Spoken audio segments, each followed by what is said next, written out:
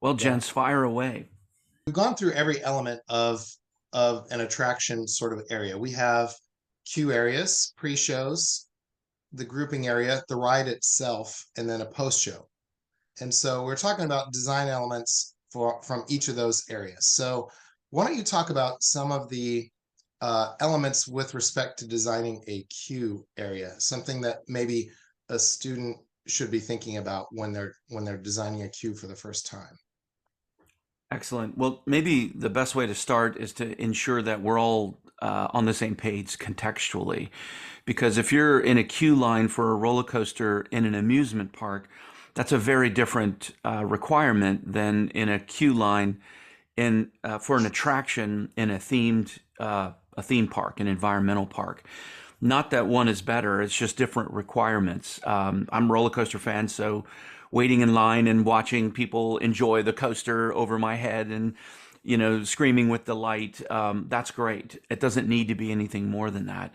A queue line for a themed attraction in a theme park, to me, that means that attraction, that venue, um, is already in a themed land or a themed park. So there's already a large overarching story that's being told. And the attraction or themed venue that I'm going into could be a walkthrough, could be a ride attraction, could be a show, a lot of different ways to deliver a story. Um, but the queue line should feel a part of the experience. And in effect, um, we at Disney always called that our scene one. So your very first scene to your attraction, to unfolding the story, the details of the attraction. Um, I kind of came up through the company learning that was the place where you first started to tell the story. And certainly the architecture, if there is such a thing like Space Mountain, that has an architectural presence. If you're at, there's a number of attractions that you could think of in your mind that you visited in any park in the world that has stellar architecture. And in a sense, that's an attraction unto itself. It draws you in. Even if you don't know about it, you're like, that's so cool. I want to go see what that is. And then at that entrance, as you're entering, that's really where the story starts. And as you're queuing as a guest, the idea is to begin um, telling that story.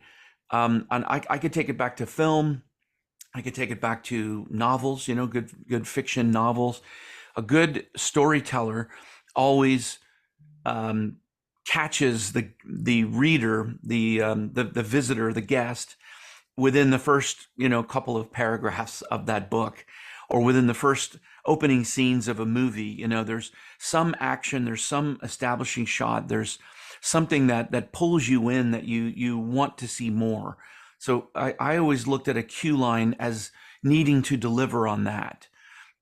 Standing there while your brother slaps you in the back of the head, or you pull your sister's hair, or you're on your phone dealing with emails from the office. That's when a queue line has failed, right? It needs to be engaging and pulling you in, not just standing. That's where I would start. Yeah, so to draw that distinction, the if you go to a Six Flags, let's say, just something that is an amusement park for the most, I think they would claim theme park, but in general, they're more of a ride park than they are a highly themed park. And so that really is where you're standing in a metal maze of queue. But then there's Yeah. elements that Disney, especially for those of you who don't know, Theron was an Imagineer, a fairly senior Imagineer, and so you had some pretty extensive experience on this. But so there are elements in a themed queue, but more than the architecture that would play into the story, advancing the story. So could you talk about some of those elements that might be present and what a new person might look for or try to think about placing in that environment in order to advance the story? Sure, fantastic. Maybe I could use a couple of examples. most of my experiences with Disney, but obviously I have visited a lot of places in the world, and maybe we could talk about other experiences. So one of the first successful queue lines that comes to mind is the approach that the team in Pandora used at Disney's Animal Kingdom when they were doing Flight of Passage.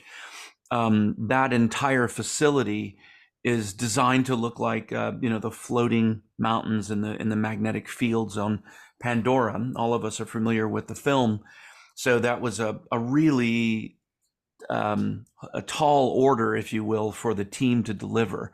Um, just as an anecdotal comment, some people think it's really easy when you have films like Marvel films or Lucasfilms or um, when it comes to like Avatar, some of these digital, you know, incredibly amazing,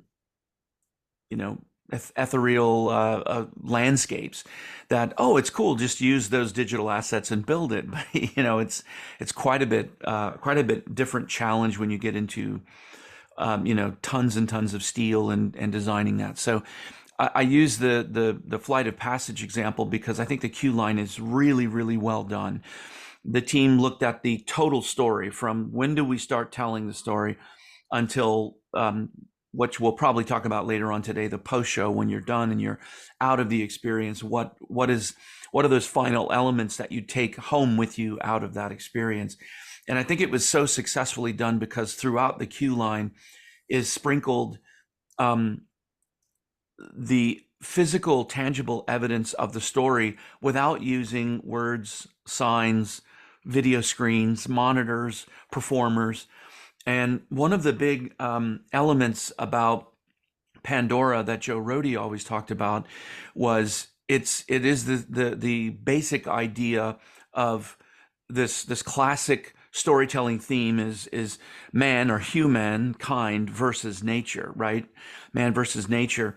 And the story of Pandora is very much the same thing. It's this, human people invaded this planet for a particular reason. They're mining something. And Joe and the team sought to really bring that juxtaposition to life, where you have a lot of organic natural forms, and then you have harsh man-made forms that are there. So you will see multiple times throughout the queue line organic flora, right, and fauna, where you hear animal sounds, you see plants, and those things form the boundaries of the queue.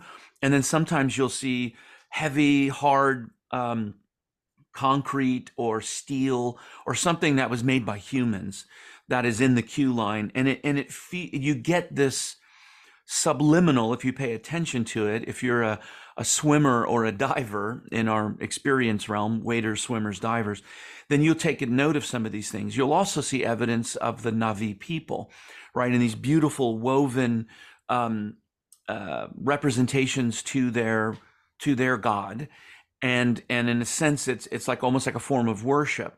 So, and you'll see cave paintings and carvings inside the cave. So I personally love the realism that's felt within this very organic environment. You don't feel like you're in a queue with rails.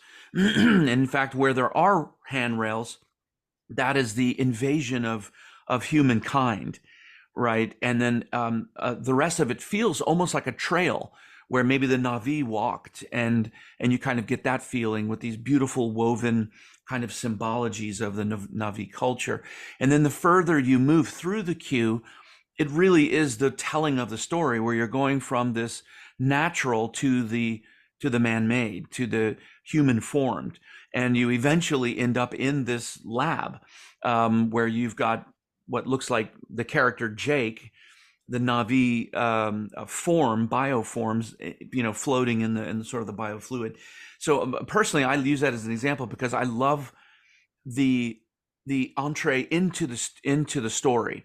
You start organic, and in a sense, it tells this slow invasion, if you will, of this humankind from another world, and the invasion and sort of the scar that it left on Pandora, and then eventually culminates in an attraction that I think, I'll just make a quick anecdotal note on, I think is one of the most successful attractions, because they used a virtual reality technology in a large open screen. You're not wearing the VR in a sense. You're wearing like a 3D goggle, the glasses that brings the 270 kind of projection to life.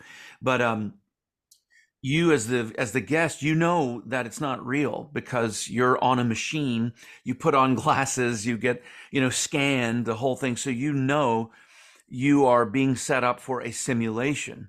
And but in the middle of the simulation somewhere, you do suspend your disbelief, and all of a sudden you feel what character Jake and others in the film must have felt, is the realism of being in the artificial body, the avatar body, in the real world of Pandora. So I just thought the story setup of how the attraction takes place, what technology they were going to use, is that whole design intent. They carried that all the way out to the very first step that you take into the queue. So for me, that's probably one of the most successful um, experiences, because it doesn't cause you to suspend your disbelief in the very beginning. You are in the experience, and you as the visitor suspend your own disbelief just because of the realism that you find around.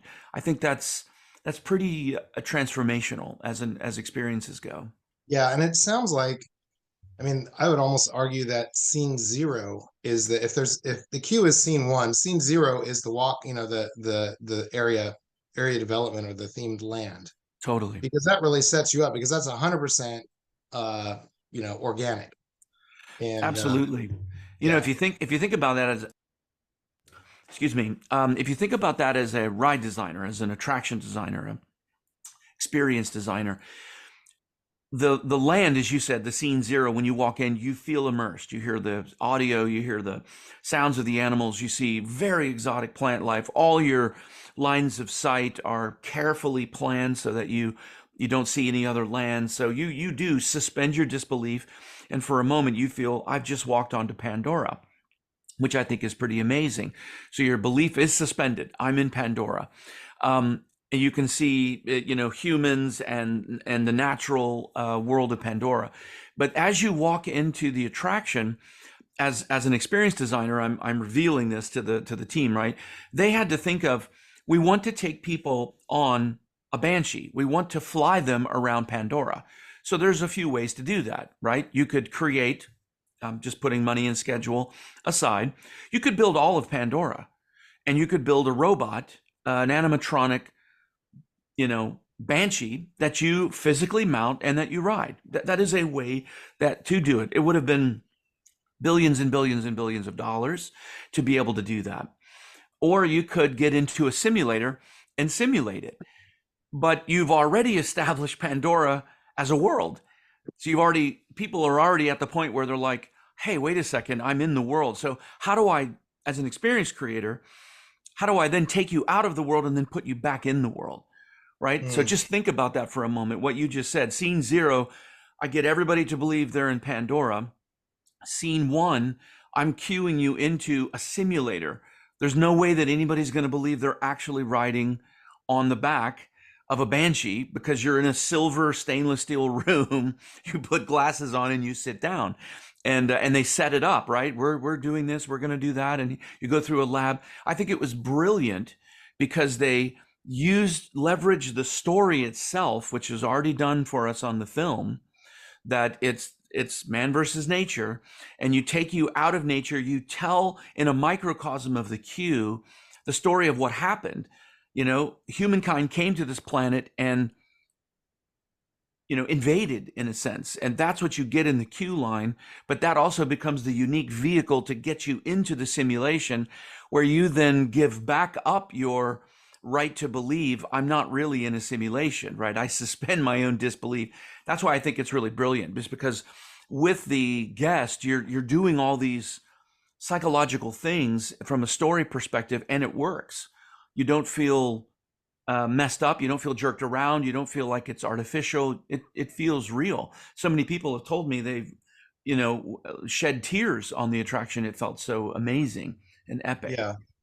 Well, okay, so that leads to the very next question. So we're talking to, or really addressing first through third year experienced designers. So if you're going to get that experience, what are the elements? Because we know that there's some rock work. You're an expert in that. We've got landscaping. What are some of the other elements that they need to be thinking about putting in their attraction in order to make this experience immersive? With I, just basic sort of genres, overall um, things that you might put in or be thinking about putting in. We need to make sure we include this in order to make it more experiential sure. or First thing I would do is come back to the art of filmmaking, right? All themed parks. The genre itself started with Walt, right? So I know there's a lot of other venues that call themselves themed, but for the purposes of our exercise here and for the education of our students, it's important to separate the two. Taking a roller coaster, painting it purple, and calling it a Joker attraction may be done in the world somewhere, and some people may really enjoy that.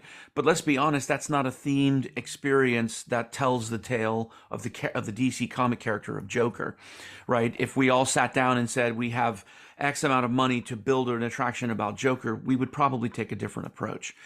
So that said, I think one of the most important things to remember as an experienced designer, designing a themed attraction experience in a theme park, is the establishing shot. You have to think of what's the first thing that my guests are going to see as they enter this venue, this land, this park. And that positioning of how the attraction entrance sits within that piece of property, within that land, the adjacencies of that, what that thing is next to, but most importantly, controlling the lines of sight. How do I reveal the entrance? When I position that thing, um, how do I set that up? So every movie that you ever saw, there's usually this thing called an establishing shot, right? It's the big shot of a town, for example, or of a space station, or of a spaceship flying through space, or fill in the blank. The medium shot is something closer. Maybe it's a building within that town, or maybe it's a large deck of that spaceship that we saw. All the details that you get in the medium shot have to align with everything that you saw in the establishing shot. If it's an Old West town, you'd want to see those details as you go in the medium shot. And of course, the close-up is on a particular character, on a door handle, on an airlock in the spaceship. All those details have to be absolutely correct going all the way through, or your theme, your story falls apart. So that's the first rule. So when you're thinking about what story am I going to tell in this attraction, that to me would be the very first one before you even decide what kind of attraction it is. And that you've decided it is attraction and not a show, two different things, live performance, etc. Either one, you still have to figure out how do I control what my guests see, and what do they see first? That's called visual hierarchy, right? Usually there's some iconic part of the outside of the attraction that signifies the entrance, or it could signify a really important point of the story. If it's a well-known story or genre, you're definitely going to want to represent that as your hierarchy, your most important element, or as Walt would call it, a weenie, a visual magnet. We have to have that established. And once you know what that is, or have an idea of it, is controlling all the views and lines of sight to that. That's, I'd say, the most important part, because telling a story in 3 dimensions in a physical space is all about revealing that story in a physical space, very much like you do in a film, but you're going through that as at the pace that the director wanted you to see that. And that director's only showing you the scenes, the characters, the pace that the director wants you to. In a book, it's a little bit different. The author is taking you through, and you're filling in all the the visual imagery, tone of voice from each character, the look and the feel. That's all in your mind. It's a mental exercise. In a theme park, you don't really. It's real. If you plant a tree and you decide on palm trees, the world that you're building should probably support palm tree life. Otherwise, you're undermining your story, just as a general example. So I don't want to go too far, but that would be one of the very first elements is lines of sight, visual hierarchy, and positioning of the venue itself, the structure within the themed venue. Okay, great. And then, so let's talk about. I actually want to get back to swimmers and divers, that whole thing, because that's great, and I just want to get that, yeah, Sure. rehash that for those who weren't at IAPA this year. But yeah, so let's talk about then queue elements specifically. What can you do to make the story interesting in the queue versus just waiting? I mean, actually, we talked a little bit about that, how we control the environment, but how do we advance the story specifically? If we need to say, okay, now you're, I mean, is it voiceover? Is it video? Is it sometimes there's no video at all? How do you advance the story? What are some ways to do that? Well, we talked a little bit about Pandora, Flight of Passage, Yeah. and that was done. Notwithstanding what we just said, yeah. Yeah, that was done. Quite a lot of that was done without any kind of voiceover, without any narration, until you got into, I would say, the pre-show. That really shows you. A different attraction might be Indiana Jones and the Temple of Forbidden Eye in Disneyland in Anaheim. That too is a very long queue line. It's extremely thematic. Actually, I think that was one of the very first examples of a very long themed queue Tony Baxter did. Epic, absolutely transformational from an experience design standpoint. And a lot of that is told without narration, but you do stumble upon a projector that's going, and you have Sala, one of the characters from Raiders, in there giving you some instructions. You do have sound effects. You do have that kind of thing happening. So it so depends on the story that you're telling, right? The key points that you're trying to deliver. When you're working with a client, and this is really important for all experienced designers to know, the difference between design and art is that all art comes out of your soul, and the value that you put on it is one that you placed on it yourself. Doesn't actually have to make money. Design has nothing to do with that. Design uses art, but design is always for a client. It's not yours. You're not designing your desire. You're using, as a student, this is one of the most important things to know. You're using your formidable powers of storytelling and creation through dimensionality to help solve a business problem for a client. So you should never ever fall in love with your creation. Just a little bonus point there. So when you're telling your story, and you begin, what's the first thing that you want your guests to see? That should be the cue line. That should be the approach. That should be the arrival sequence, as we call it. As you're arriving, what do I see? What draws me in?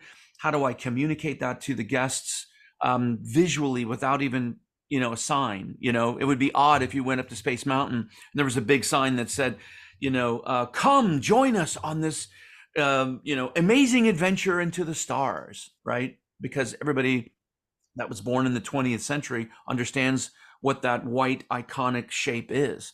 Now take that to Asia, and you need a sign like that in Chinese, because they'll take pictures of the outside of the building and think, wow, that's cool, and move on. They don't have Right, yeah. they have no idea. So I know we're talking about Americans and at least Western culture, but just a side note here, you're designing cues in Asia. It's a completely different design approach.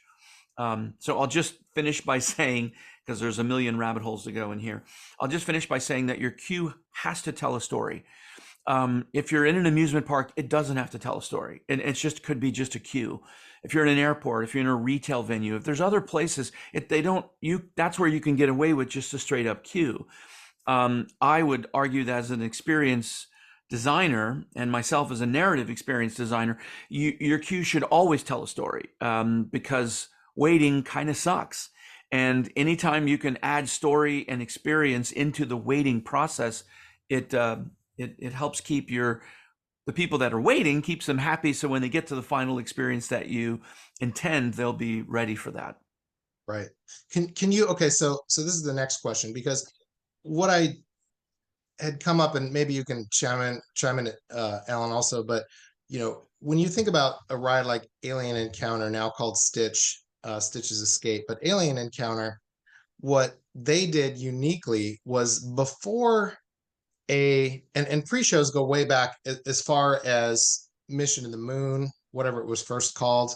Yeah. Um, and even the Enchanted Tiki Room had a pre-show area versus a queue area, and so what was interesting was that before virtual queuing, before any apps existed, once you got inside of the space in the alien encounter, you went into a series of pre-shows that eliminated the queue altogether.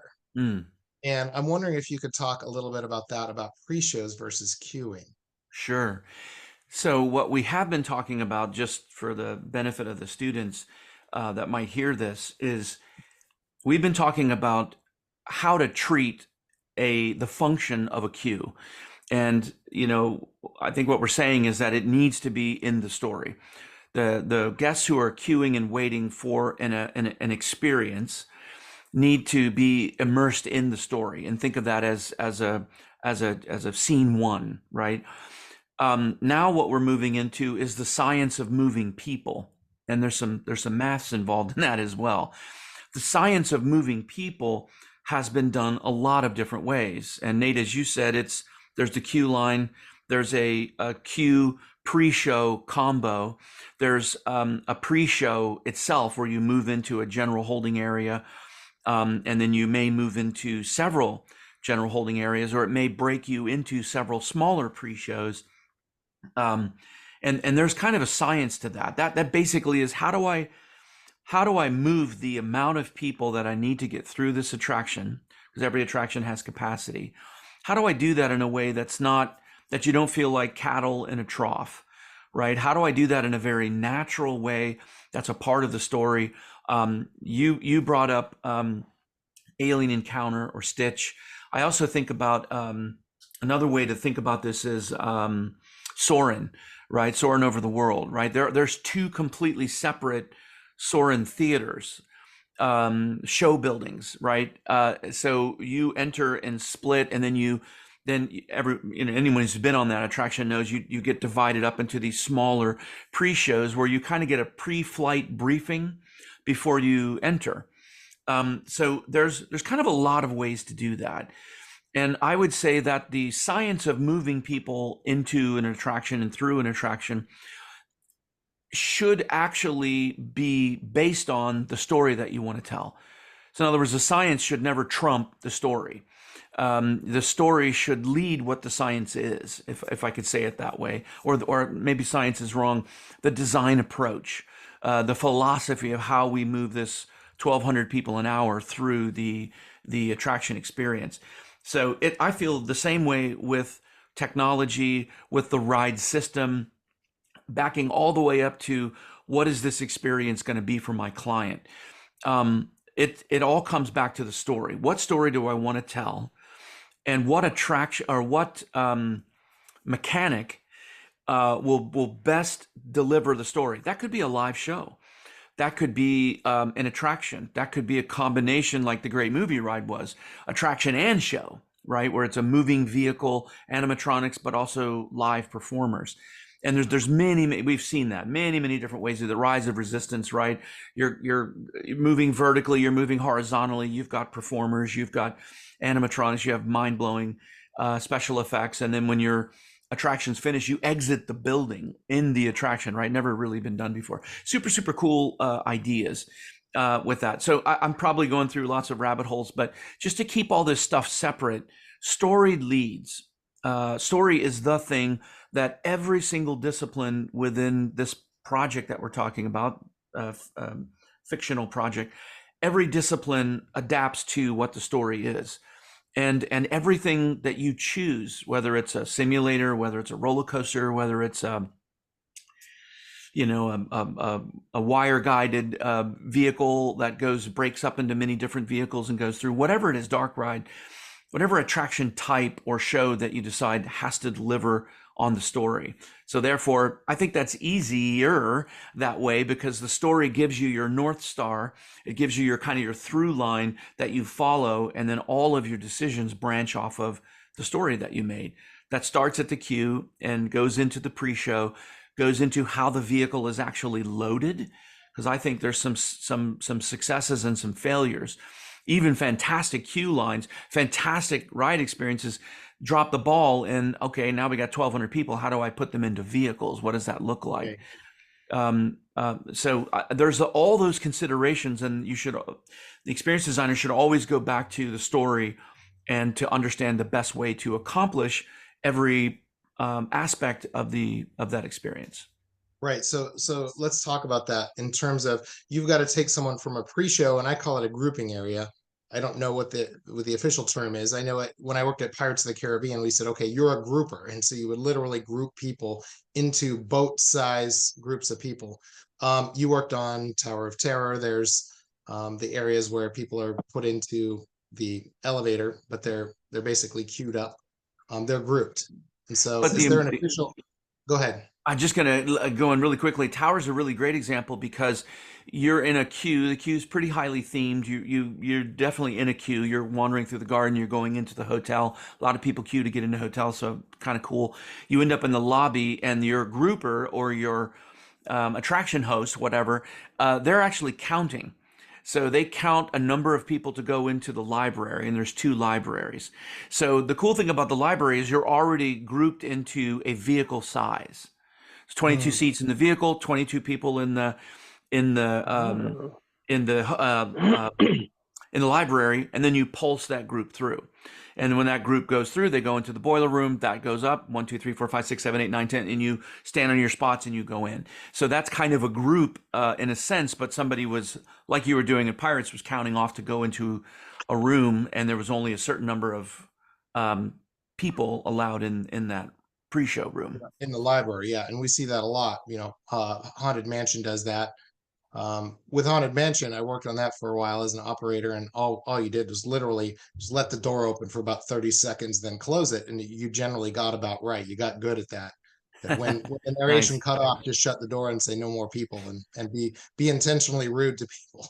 But and uh, and people loved that. That was the interesting thing. As a happy haunt. Yeah, it's a happy hunt. There's always room for one more, but yeah. So you would take people from the basically. I'm trying to think back from the hotel at the exterior to the lobby to the library, and then from there, what's interesting is that you go through the library pre-show, and then you go into the boiler room. But you have the same number of folks, right? That go into their yeah. Am I getting this wrong? You would No, know it's this. right. It's right that it's a very interesting queue pre-show load situation because you go from a queue to well, I say the queue is sort of a scene 1, and which includes the lobby, and then your scene 2 is kind of the library, right? So you really that's your pre-show. That's where you get the television sparks to life. You get the whole backstory. From that moment, you really have an understanding of what the story is. Everything else was kind of creepy. It's kind of weird. It's distant music. It's the lobby. Wow, what the lobby? I don't understand all these. People were playing cards. I don't get it. The pre-show in the library explains it all. Then you get into this totally freakish boiler room, but you don't stay in your group. There's only one way for you to go. If you're in, you can't even really call it Tower of Terror anymore in California, so we'll say Paris. If you're in the Tower of Terror in Paris, there's 2 levels, right? So one library goes out to a stair that takes you immediately up. The other library is on ground level, so you're loading 3 shafts on 2 levels. And that was one way that the team had decided that we would divide everything up is that way, which is pretty interesting when you start looking at a vertical ride system. But I don't want to get into that detail. But Yeah, when you're well, I Go mean, ahead. in my case, I'm just thinking about this. They actually group people twice in that area because they group them That's into the right. library, and then when you get up to the front, there's an additional host that groups you a second time into your actual spots that you sit on, for the elevator. That's right. So it's actually The, the, almost double work. that's right. The library, they could probably squeeze more people than 22 in there, and on peak periods they probably do. Not like a Japanese subway where they have a person with white gloves that push you in and pack you before the door shut. It's not that kind of thing, but I'm sure during peak periods you're putting a lot more people in there because you don't exactly need 22. It could be more, I would vote that it becomes not a great experience, especially for a little kid, or I mean that meets the height restriction. But for a person of smaller stature, or for a child that meets the height restriction, if you're shoved in the middle of the crowd, you're not seeing anything in the library. So I think keeping to that 22, 27 is probably about right for the library, my opinion only. But you're right. When you go back into the boiler room, you're queuing again. People are stopping, taking pictures. People are blowing past them. Um, you have to then get sorted out again and stand on your number. So I think that's an interesting way to do it, because we needed to set up the story of the fifth dimension and the fact that people disappeared. We have to make sense of what we saw in the garden and in the lobby. So the library is really important because that also sets up the fifth dimension. And in the case of Paris, you don't actually go into the fifth dimension, but you have the corridor scene and you disappear. All the guests, in fact, disappear in the car. So we have to set that up. And the boiler room is just another way to gather a whole bunch of people and pulse them into the attraction. So it's a different kind of queue. It's more of a holding area, but you have an infinite amount of details to look at, infinite. And you're now in the story because you've gone through the portal, if you will, of the library that sets everything up. And I think it was very cleverly done to go from a hotel where everything was quite ritzy, right? I mean, it's very high end, and you could tell it was a 5-star hotel. And you come out of the library through a secret entrance, and every aspect of the new environment that you walk into is different than all the things that you've seen. So just when you think you've seen it all, just when you think you know the story, we dump you into this dank environment with the sounds of water drops and rattling chains and rumbling boilers and crazy lights and all of this stuff to look at. So it is designed again to throw you off. So you've got a lot to look at and to experience while you're standing in a queue. Right. And I feel like there's a transition where, is it Peter Serling? Sir Rod with Rod the Serling. Twilight. Rod Serling comes out and he says something about the Twilight Zone. And what happens is the lightning on the screen flashes, but then you also see it outside your window. Yeah. That's the library window. So I feel like that's the transition where you leave the old, the present day, and you're now back in 1909 or whatever the year is. Yeah, And so definitely. now you're in the Twilight Zone, and then snap, you exit the room and you're in the boiler room, and all of a sudden it's not quite as pristine as it was. And I think that was an intentional Yeah, transition. Yeah, which was really cool. So, 100%. yeah. Okay. Well, let's talk about Ellen. I've been talking Yeah. his stuff. Do you Well, have I was gonna. One thing that I've noticed, when you talk about film, I know that you can plot a film, you can plot the color contrast and the pacing of editing and shots and everything. And so, like, if you think about uh, the ride in Pandora, it's from where you start. It's a very organic environment, and then you end up in the lab like you were talking about, and that's a lot of visual contrast. um Same thing with Rise of the Resistance. It seems like there's a lot of visual contrast. So I think one underlying theme of what you're talking about is to create contrast and variation, like with the Tower of Terror there. You walk up through the overgrown trees and the music. So you have that, and then you go into the old, dusty building, and then into this perfect library, and then into the boiler room. So there's just a lot of visual contrast, a lot of color contrast through each Yeah. phase of the queue. And I think that's a really good point. If that's Definitely. I was just thinking as you were talking about Rise of the Resistance, right? It's such a non-attraction, right? And it really represents, I think, the culmination of storytelling, of technology, of and of course the IP, right, that you're using. You couldn't do that with you couldn't tell that story in the same way with another form of IP. Um, and that's so important for your students to understand. Not to go into your career with the preconceived idea that I want to create another Rise of the Resistance, or boy, I'd really love to do the newest, greatest, Spider-Man, like at Universal.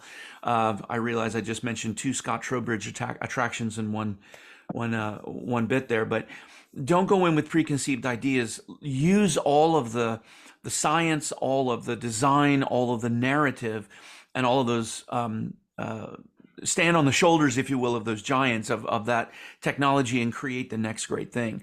So to me, Rise represents that, right? You are playing a character, which is also critically important. Your guest has to understand what role they play. They have to kind of, in a sense, be invited into the story. So I consult quite a lot with a lot of companies now all over the world, and that's one of the things that I really lean into. Okay, you got a great story. You know, this is the basis for the experience that you want to create. What I'm not seeing here is what's the hook? What's the hook that the guests are gonna, what's the invitation for the guests? What role do they play? What excuse do you give them to be a part of it? At Rise, you're a rebel, right? You're a part of the resistance. So there's all this secrecy. Come on, let's get in the ship. And the pre-show is a ship that's leaving a planet to go. I mean, that's really cool. And so instantly you get this idea that I'm not an attraction, I'm in a ship. And you have this simulator and you feel and you move. Super, super cool idea. So breaking that preconceived notion that every Westerner has with regards to an attraction or a show, looking at the psychology of your guest and doing everything you can to break that, right? Tell the story in a different way. What that does is that creates the hardest thing in the world to do, right? And that is, it's the Holy Grail. And that is creating genuine awe and wonder in your guest. Really hard to do because we're a jaded society. We know a lot. We're quite sophisticated. Every Blu-ray has hours of content that tells you how they did what you just watched. And Imagineering and others have done the same thing. It's kind of revealing. There's not too many kids growing up that don't understand what a Pepper's Ghost is, right? So creating that genuine sense of, oh, I can't believe it, or you have a tear and this was so amazing. I think that's all of our goal, how to tell a story in that way. And you have to understand the psychology of the audience that you're working with to be able to really do that. Yeah. So a couple different areas we could go to. I found it very clear because we would go back to the very first roller coasters, for example. And I would look at the very first, they had old mill rides, for example. And an old mill ride, they're still in existence today, but they were basically just powered by a paddle wheel, an old mill paddle wheel, and they would have a themed mill out front, and that would literally push the water through a little flume. And what happened is that then advanced. There was maybe a 2 or 3 foot drop at the end of the ride to kind of keep it going. But that turned into like a tunnel of love, which had a larger, well, and actually let me continue that on. So, and I'm just taking your thought because about standing on the shoulders of those who came before you. So an old mill ride turned into a Small World attraction in 1964. A couple of years later, Pirates of the Caribbean. In 1982, it turned into the what was it? Piazza del. No, I got it wrong. It's the Mexico ride at Epcot. Oh, So, yeah. Grand Fiesta Tour. There you go. I don't that's remember. what it was. Yeah, it was something else. It was Del Fuego or can't. Yeah. Oh, I'm messing it up now. That's how But, memorable it was. Exactly. But and even so that one then has been redeveloped. So something that had its lineage in 1905 as an old mill ride is now Cool. Navi River Journey in 2017. So there's this lineage that happens. But Nice. beyond that, they even went and they said, okay, there was a split that happened where originally there was an old mill ride, and they said, well, they turned that into Tunnel of Love, right? Where that became a little bit of a drop. And the drops ended up being more like, I guess the Pirates of the Caribbean, where there was a drop, or Norway with a drop. And then, Right. even into, in 1969, I think it was the first real themed log ride that turned into, that was at Knott's Berry Farm. And then that ends up being Splash Mountain. So there's this pure lineage. And I guess, if I don't know if you can talk to any of those sort of advancements, especially from your insider knowledge at Imagineering, how that worked. And let me take you through one more example. If you take Jungle Cruise as a original boat ride, that debuted in 1955, and then in 1987, 88, 89, Jaws said, well, let's take this animatronic. We've got a shark attack, and so we're going to move them with a motion base. And then in 1987, we now have Star Tours that comes along and says, well, we're going to take a flight simulator, but we're going to make that a ride. Won't need roller coasters anymore because that's going to solve it, And then Back to the Future came a few years later. And then what was interesting is they said, well, let's get rid of this motion base. Let's put the motion base on a Jeep ride. And now we've got Indiana Jones. And then that advanced even further in 1998 when you have Spider-Man ride, where they took a Jeep on a motion base and put them into a VR screen area. And so that's what that ride was, where your viewpoint matched the camera. And then they took that even further into, your Avatar Flight of Passage ride, where you're sitting on a Banshee, and it's now this gigantic immersive screen. So there's this clear lineage, this clear history that goes through ride attractions, and that's happening even with the trackless technologies as well. Anyway, I just wondered if you could add any insight. I know it was a long explanation. Add some insight into this lineage of attraction development from generation to generation. That's a really great question. I mean, when you start thinking about the lineage and the way that you described it was like a historian, I mean, fantastic. Some of the things there I didn't even know. So, brilliant. I think it is so important to understand historically what's gone on, because you can take good examples and bad examples out of history, learn from them, and do more in the future. So one thing that's kind of like always seems to be this, again, holy grail pursuit within the themed and entertainment industry is innovation and creativity, right? There's always this search for innovation. If you look at Walt Disney, so many innovations in the theme park world. The first, tubular roller coaster.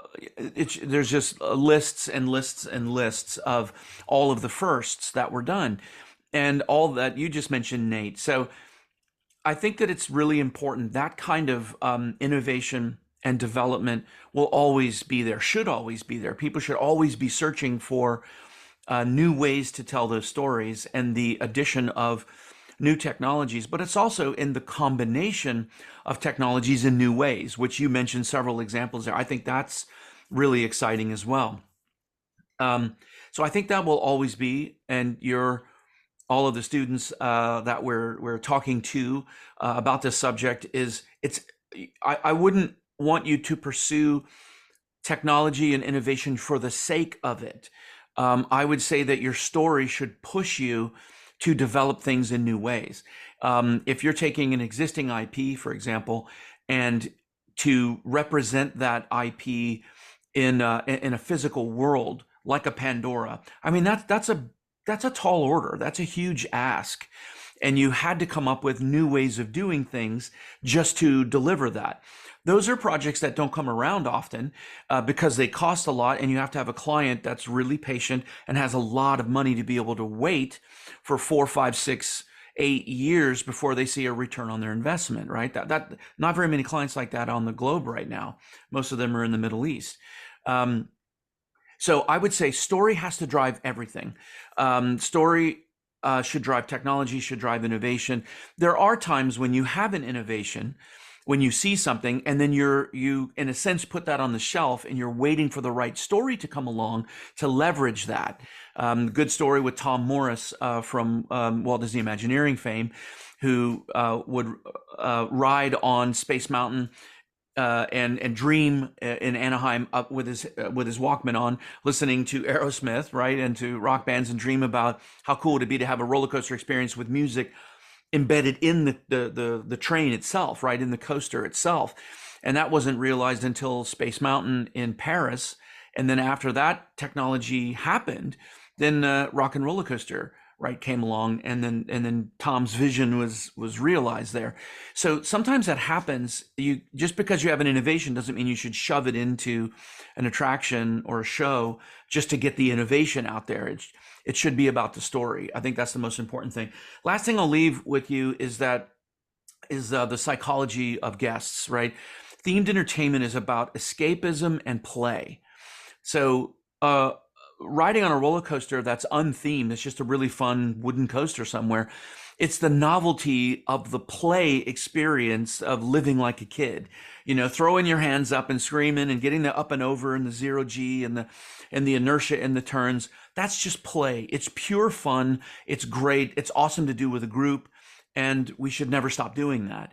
Escapism is a totally different thing. That could be just riding the roller coaster on the weekend at Coney Island or something, and I'm escaping from my regular world, my office job, whatever. But escapism could also be Pandora. It could be living in the world of Star Wars, Indiana Jones, Marvel, et cetera, et cetera. So I just would keep that in mind, that telling a story, telling it in a hierarchical way so that you, as the designer, are leading your guest visually and through a story wise, and never forget escapism and play. Make it fun, make it fun for a group, but also try to make it as an escape from the guests' everyday world. They will appreciate it more, love it more, and come back and see it over and over again. All right, Theron Skees, thank you for talking with us today, and hopefully we can have you back at a later date and finish up some more ideas on this topic. Sounds great. Always appreciate the opportunity to talk about the things that we love. So thanks again. So much. Thanks, Theron. Great as always. See you later, guys. Yeah.